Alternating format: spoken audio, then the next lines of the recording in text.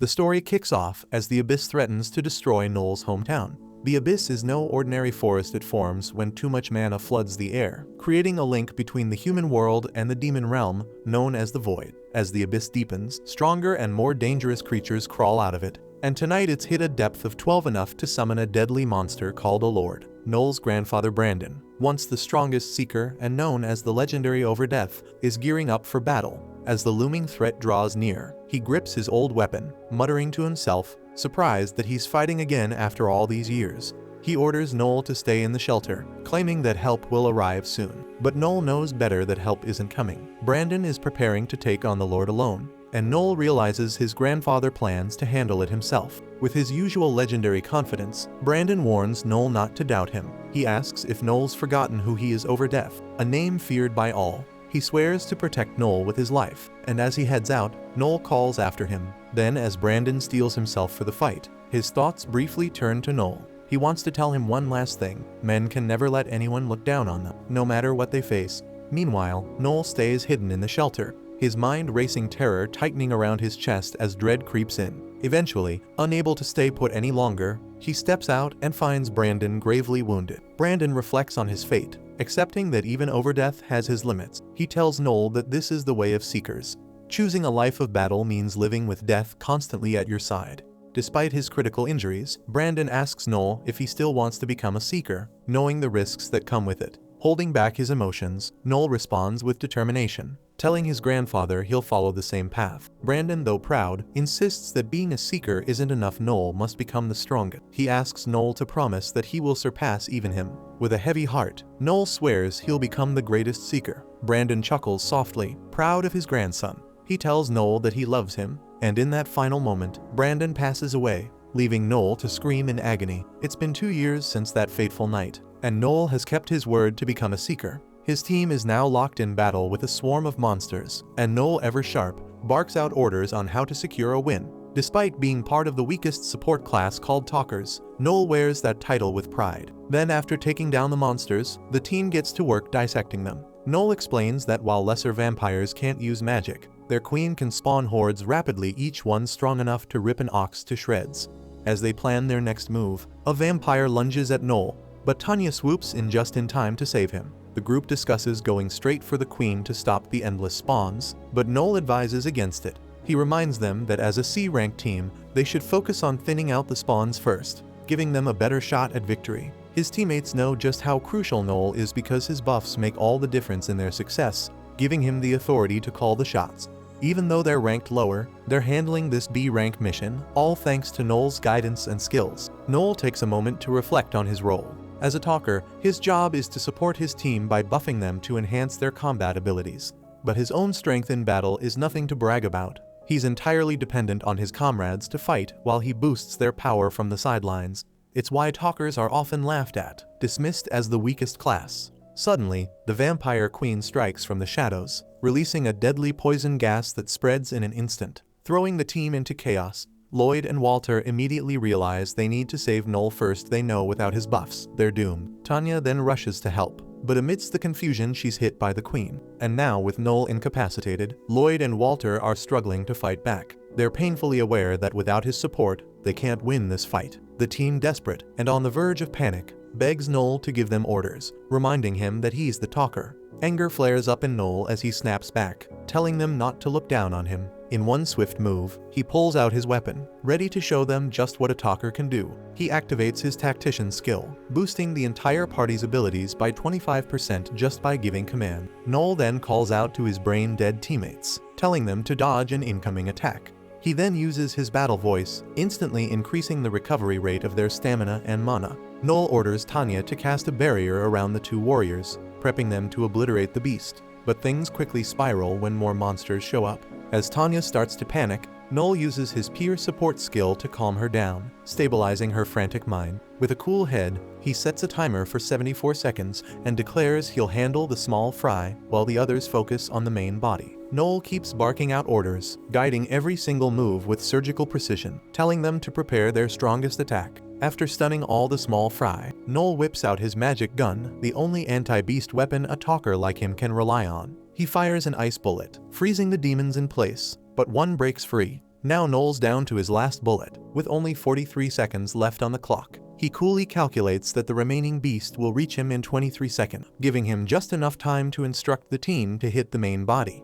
He gets the command out just in time, right before the beast lunges at him, and his teammates finally unleash their attack, landing the final blow. Tanya, shocked they managed to pull it off, is horrified when she thinks Noel got hit. But Noel, ever the tactician, had it all planned out. His timing was flawless. He dodged the attack just enough while factoring in that the spawns would lose their power once the queen was defeated. The battle ends exactly as he predicted, with the mission wrapped up in 74 seconds flat. Impressed but laughing, his teammates tease him for cutting it way too close with his risky timing. Noel's mind drifts to a memory of his grandfather. As a child, Noel had been frustrated about being a talker, wishing he could be a warrior like his grandfather. But his grandfather, ever reassuring, promised him that his talent would eventually shine through, and that he would help Noel become the strongest seeker, no matter his class. Back in the present, Noel silently reaffirms his goal to surpass his legendary grandfather, even as a talker, the role so many consider the weakest. He begins explaining how Atri, the capital of the Velment Empire,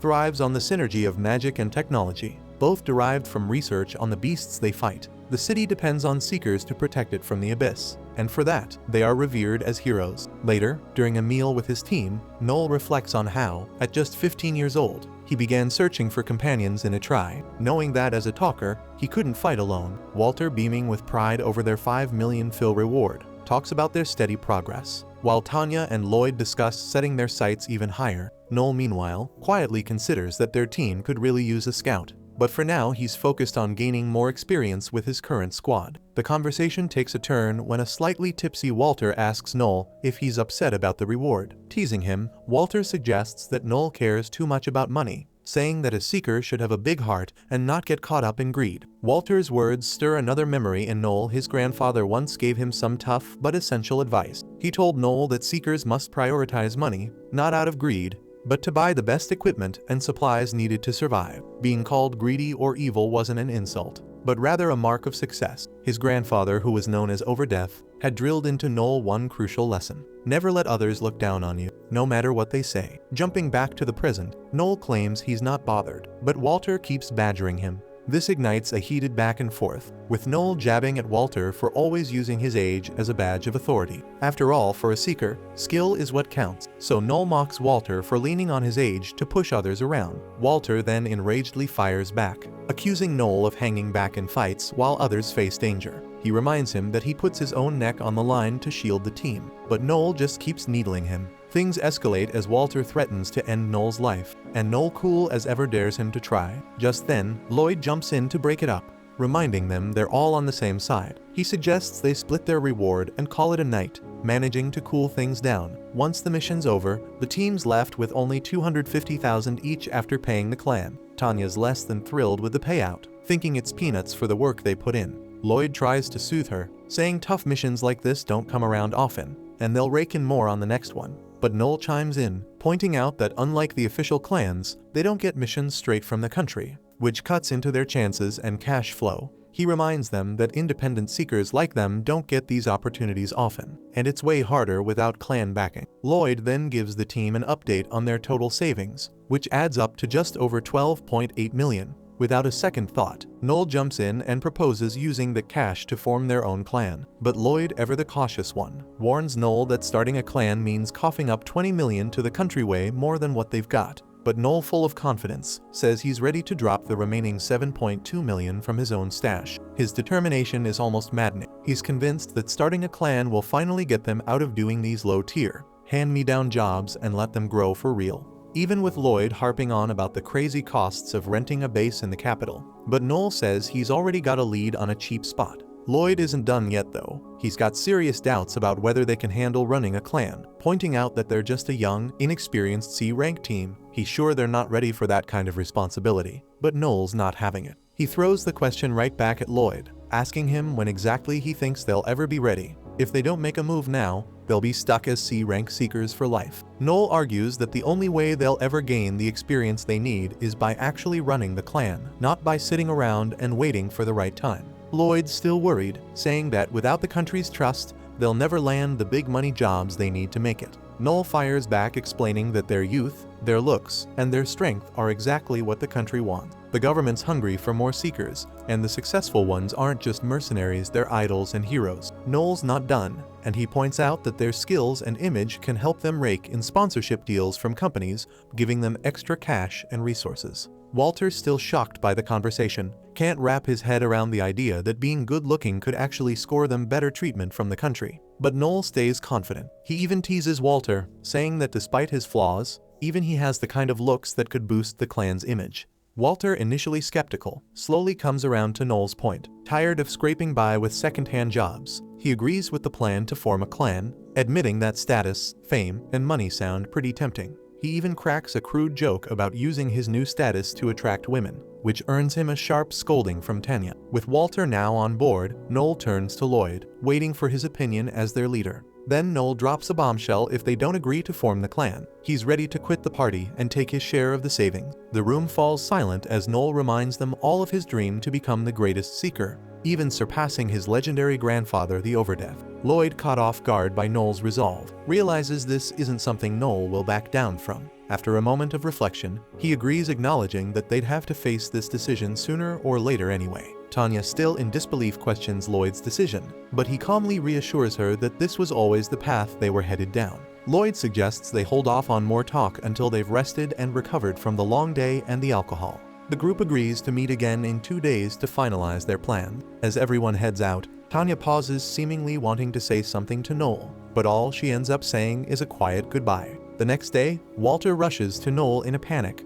claiming that Lloyd and Tanya have betrayed them, leaving them rattled and unsure of what to do next. Thanks for watching. Subscribe to not miss the next part.